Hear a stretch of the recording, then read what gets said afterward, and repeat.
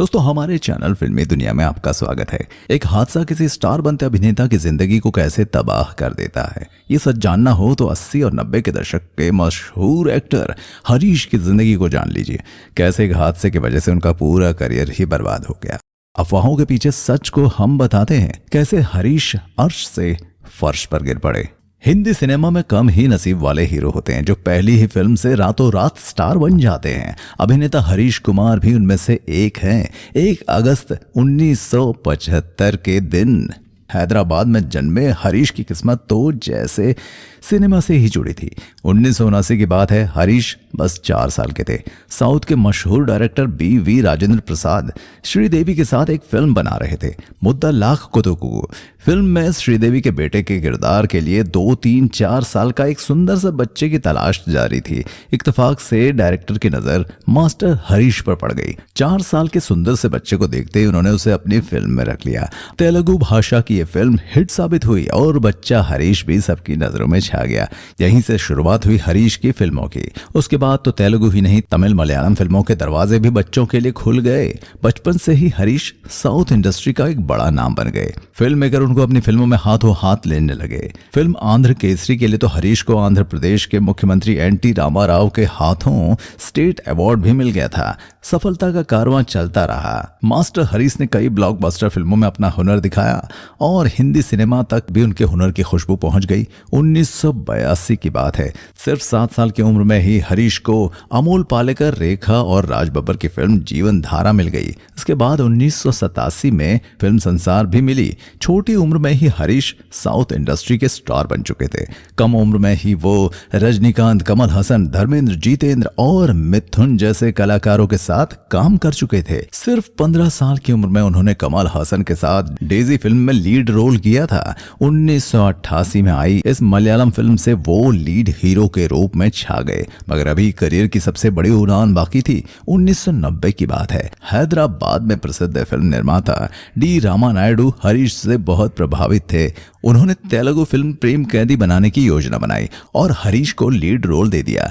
Film ने south box office पर तहलका मचा दिया। हरीश रातों रात तेलुगु सिनेमा के सुपरस्टार बन गए।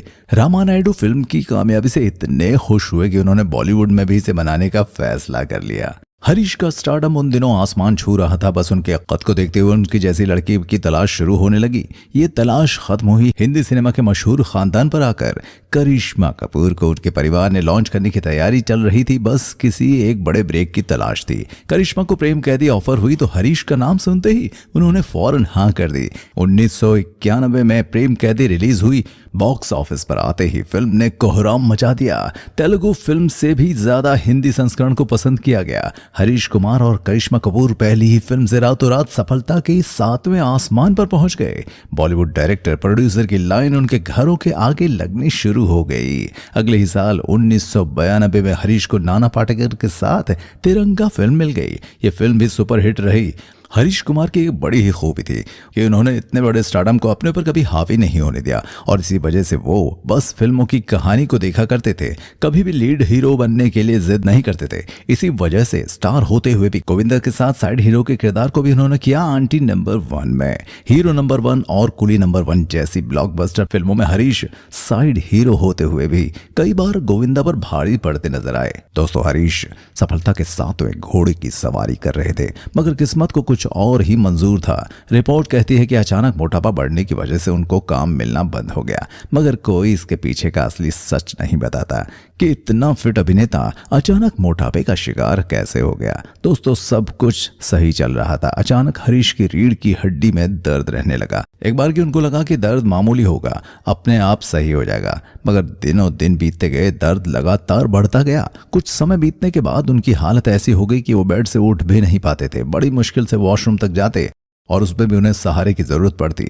डॉक्टर को दिखाया गया तो उन्होंने पूछा कि कोई चोट लगी थी आपको? हरीश बोले अभी तो नहीं, पर बचपन में रीढ़ की हड्डी में जरूर लगी थी।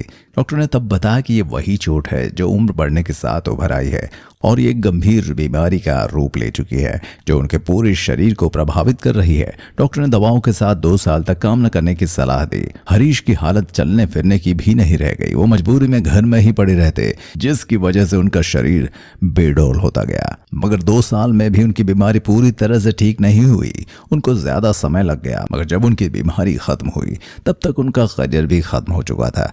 पीठ दर्द से जूझ रहे हरीश को अब लोग भूल चुके थे। हरीश ने एक बार फिर वापसी की कोशिश की, मगर उनके बेडौल शरीर को देखकर फिल्म मेकर किनारा करने लगे। कभी कभार अगर कोई फिल्म मिली भी तो वो भी फ्लॉप साबित हुई।